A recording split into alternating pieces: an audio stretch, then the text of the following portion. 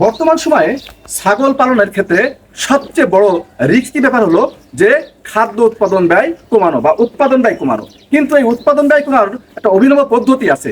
সেই পদ্ধতি জানলে খামারি ভাইরা যে যেখান থেকে দেখছেন সবাইকে শুভেচ্ছা এবং অভিনন্দন। আসলে বর্তমানে যে আমাদের বেকার সমস্যা দূরীকরণে অত্যন্ত ইফেক্টিভ একটি পেশা হতে পারে সেটা পশুপালন। আর পশুপালনের মধ্যে আরও অনেক কম খরচে এবং অল্প ব্যয়ে আমরা যে ব্যবসাটা শুরু করতে পারি সেটা হলো ছাগল পালন। কিন্তু বর্তমান সময়ে আমাকে বিভিন্ন জায়গা থেকে ফোন দেওয়া হচ্ছে যে ছাগলের উৎপাদন ব্যয় কিভাবে কমানো যায়, অর্থাৎ দানাদার বাদে কিভাবে ছাগলকে আমরা পুষতে পারি। সম্মানিত খামারি ভাইরা, হ্যাঁ অবশ্যই আমরা দানাদার বাদে ছাগল পুষতে পারি এবং সে ছাগল কিন্তু বেশ ভালো হবে। আচ্ছা, আমাকে একটা কথা বলেন তো, আগের দিনে আমাদের গ্রামে গঞ্জে যে ছাগলগুলো পালন করা হতো এদের কি কোনো দানাদার খাবার দেওয়া হতো? নিশ্চয়ই না। পালে পালে ছাগল মাঠে বেড়াতো, সেখান থেকেই প্রজনন হতো এবং ছাগল সেখান থেকে বাচ্চা দিত এবং গোয়াল ভর্তি ছাগলের ঘর ভর্তি বাচ্চা হতো, কিন্তু সেখানে কিন্তু কোনো দানাদার প্রয়োজন ছিল না।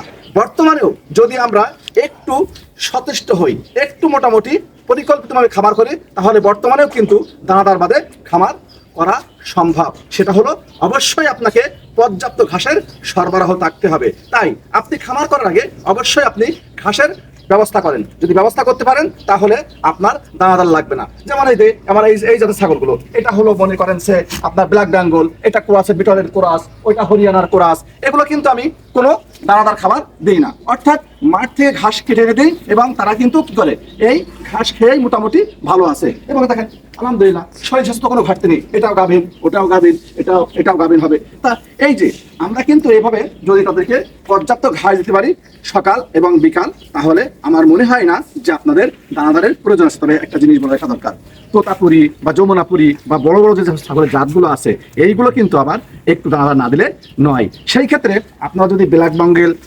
বেঙ্গল, বিটল বা বিটল কোরাস এইগুলো যদি নির্ধারণ করতে পারেন, তাহলে আমি এতটুকু বলতে পারি যে আপনার কোনো দানাদার খাবারের প্রয়োজন হবে না। তবে একটা জিনিস মাথায় রাখা দরকার, যখন ওই মা ছাগলটা বাচ্চা দেয় তখন কিছুদিন আপনি দানাদার দিবেন, কারণ তার দুধ খায়। ওই সময় দুধ যদি উৎপাদন বৃদ্ধি হয়, বাচ্চাটা সুস্থ এবং সবল থাকবে। এবং সুস্থ বাচ্চা, সবল বাচ্চা মানেই ভালো আপনার মা।